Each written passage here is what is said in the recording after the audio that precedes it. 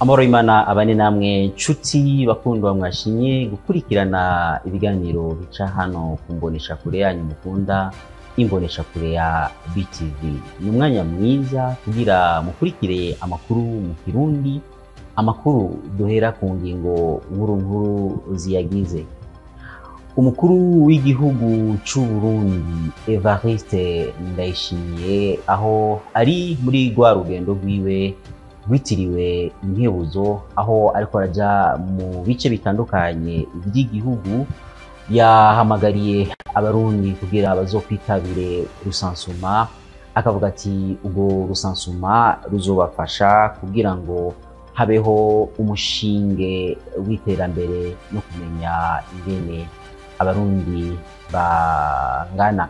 Ivyo muraza kubikurikirana muri ano makuru nido. Umuyobozi mukuru wa Regideso aremeza yuko amazi agiye kuboneka kuko ibikoresho bahora barindiriye bigiye gushika. Ivyo navyo bikazotuma ikibazo c'amazi cabaye ndanse hirya no hino mu gihugu kitoregwa inyishu. Ivyo navyo nyene twabibateguriye muri ano makuru yacu. Turafise n'amakuru atandukanye twabateguriye ndetse n'amakuru yo mu makungu mu kanya idonido y'amakuru yacu.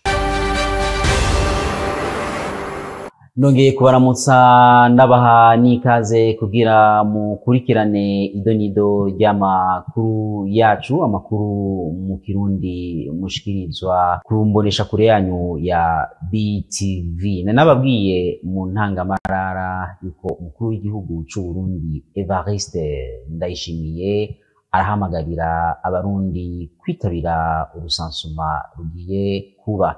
Ivyo akabibasaba kuko iyo urusansuma rubaye baraheza bakamenya ico bofasha kugira ngo bazane iterambere ku bene igihugu. Ivyo rero akaba yabivuze muri rwa rugendo amazemo igihe ariko arazunguruka intara zose zigize Uburundi bitiriye Caravane Inkebuzo. Muri rusansuma rero bazobabaza utuntu muze muratuvuga twose.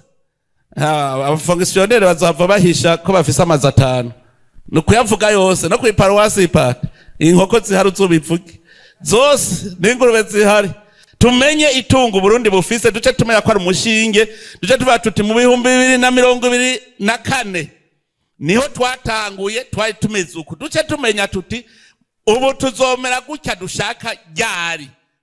None nk'umuntu arimye uno munsi dufata warimye ngaho ibi biharaki yarimbuye kandi arashora aronka n'agafaranga, none ubunye ntibuca asubira kuharima.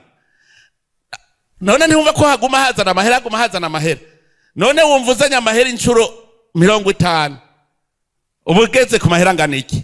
Uguma ukora imigambi no kuvuga uguma ubona inyungu gushikaho twese muzosanga dutunze. Ntagire umuntu numwe azohisha kintu na kimwe kandi ntagire uzokwepa, kuko uzobutwononeye ntituzomenya aho turi. Tutazi aho turi rero bica bituranira kugira ibiharuro vyerekana iyo tuja.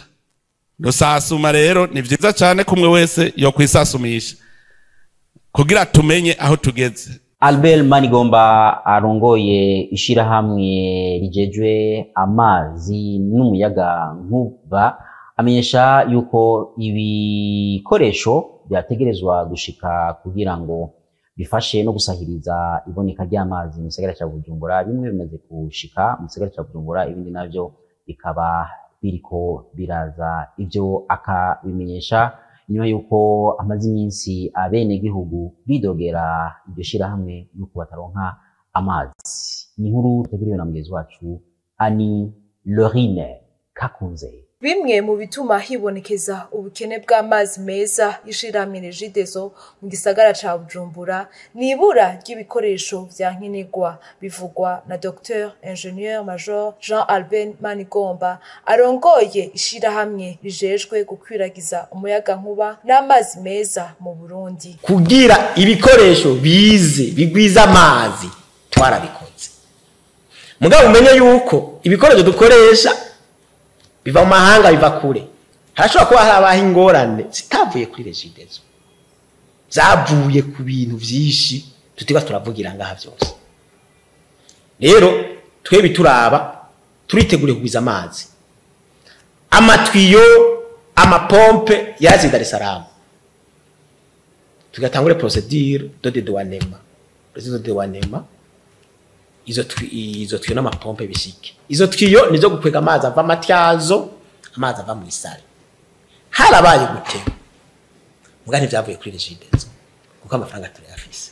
Dr. Engineer Jean Albert Manigomba aramenyesha ko myimbo w'amazi meza ugiye kongerekana mu gihugu. Amapompe ashaje yose mu kuyasubiriza, twaguze amapompe menshi gose yose kugira ngo umwimbo uce wiyongera kuri aya masoko cyane dufise aya ku Matanganyika, aya amasoko amazi bakwitanganyika, amapompe tukabasubiza yose tugire mashasha uko yarashaje. Ni soko yari yarase gucamo haje imyaka myinshi kuva muri 2018 bagerageza ko babizigura niyo zari zizimvye byari zarase kuko ubucuruzi bari bumeze neza. Urekera none byararishwe rero zaragujwe tukaba dusubirize zose no kuvuga ko umwimburo cha wiyongera kuri aya mazi station de pompage bamutanganyika. Bamenyeshe ko ubukene bw'amazi meza bwibonekeza cane mu makartier ari ku mpera y'igisagara ca Bujumbura nka Gihosha, Sororezo, Kanyosha, Gatunguru n'ahandi. Nubwo bahawe amastation, abagendesha imodoka zunguruza abantu z'amataxi baridoga yuko bataronka igitoro gikwiye, bakamenyesha bati barasaba yuko nabo nyene boza baratonda kuyandi mastation yose kugira ngo bashobore kuronswa igitoro iyo cabonetse. Ni inkuru twateguriwe na mugenzi wacu Loris Ndongozi. Abagendesha imiduga yunguruza abantu yo mu bwoko bwa taxi mu gisagara ca Bujumbura baridoga ko ingingo yo kubaha amastation abagenewe mu kunywesha igitoro kwabaye ukubabohera amaboko imugongo kuko aho kuborohereza ahubwo yatumye bibagora cyane kuronka igitoro. Ukuri dusanga bitoroshe, umuntu ashobora gutonda iminsi 3-4 aho tukarindira igitoro niyo kije.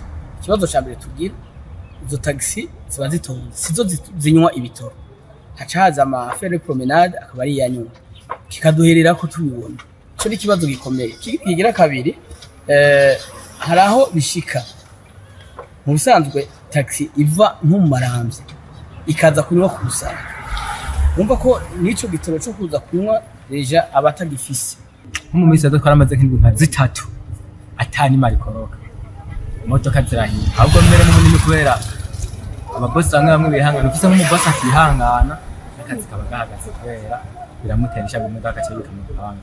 Avuga ati ko ngenda kwibuka kwibarabara ikaguma iparitse reka najya no mu rupangu basari hizuma iparitse. Basaba ko iyo ngingo yosubirwamwo kugira boroherezwe nk'abagendesha izindi ngendeshwa bose.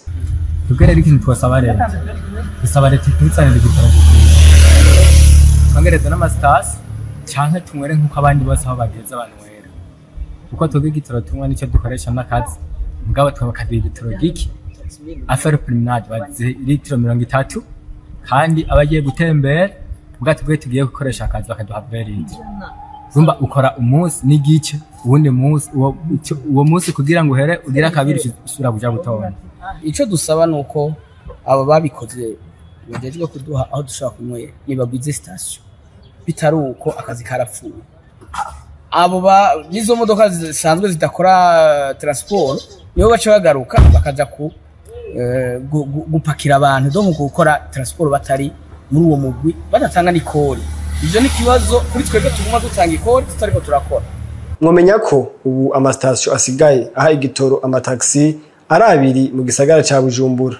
Hariho station Prestige ku Musaga na station Neric mu Carama. Turangirize amakuru yacu n'inkuru ivugwa mu makungu, inkuru tuzagushikirizwa na mugenzi wacu Nata Ntunzwe n'Imana aho kutubwira ibitandukanye biko biravugwa hirya no hino mu makungu. Hagati y'ukwezi kwa Rusama mu mwaka wa 2021 gushika muri Kigarama mu mwaka wa 2023, ikigo kijeje gukingira abaguzi hamwe n'ikigo kijeje gucungera ibiharuro by'Abanigeria cyakoze amatohoza kubijanye n'itunganywa ry'ikigo Meta kijeje imbuga ngurukana bumenyi. berekana ko abantu benshi batubahiriza agateka k'abaguzi nk'uko bivugwa n'abajeje intwaro. Meta yo hamwe n'ibikorwa vy'ivangura gukoresha amakuru y'abantu ku giti cayo muri Nigeria atabifitiye uburenganzira, kubabuza uburenganzira bwo kumenya ingene amakuru yabo yakoreshejwe hamwe n'ikoreshwa nabi ikibanza nyamukuru. Atari hadabu y'imiliyoni 220 z'amadolari, abategetsi basaba Meta ukubahiriza iryo tegeko ku nguvu bakareka gukoresha nabi abaguzi ba Nigeria. Mu gihugu ca Nigeria, imbuga za Meta nka WhatsApp, Facebook na Instagram nizo mbuga zakunzwe cyane. Si ubwa mbere Meta irekugwa kubera izo mvo. Mu ntango z'ukwezi ishirahamwe ry'ubumwe bwa Buraya ryaciye rifata Meta kubera kurenga ku mategeko agenga ikoreshwa ry'amakuru y'umuntu ku giti ciwe. Dutandukire yavugwa muri Algeria. Mu gihugu ca Algeria aheruka gukama kimwe mu biyaga cari gisigaye kivomera imirima ndetse kigaburira n'ibiremwa, bikaba vyabaye mu ndwi iheze mu gace ka El Bouagi. Ikiyaga Tinsi, kimwe mu biyaga bihambaye cyane muri Algeria, cumye kubera uruzuba rukaze. Ivyo bikaba biba uko umwaka utashe mu gihe cici. Ibikoko biharurwa mu majana vyarasigaye birondera kwikingira bitagira aho biba canke aho binwa amazi, bibangamiwe n'inzara n'inyota no kubura aho biba. Umugwa bitanze bo muri ako karere bafashe ingingo yo gufata ibintu mu minwe yabo maze bahindukirira intwaro nyazo kubera ivyo bikoko. Barateguye igikorwa c'ubutabara mu buryo budasanzwe, bashira hamwe uburyo bwose bushoboka bwo gutwara ivyotuma ivyo binyabuzima birokoka. Ikiyaga Mahdia hafi ya Ain Milila kikaba kiri ku birometero nka 50 uvuye aho ibinyabuzima biba. Ni kuri iyo nkuru ivuga amakuru yo mu makungu turangirije ko amakuru yacu y'uno munsi hano kumbonesha kure yanyu mukunda imbonesha kure ya BTV.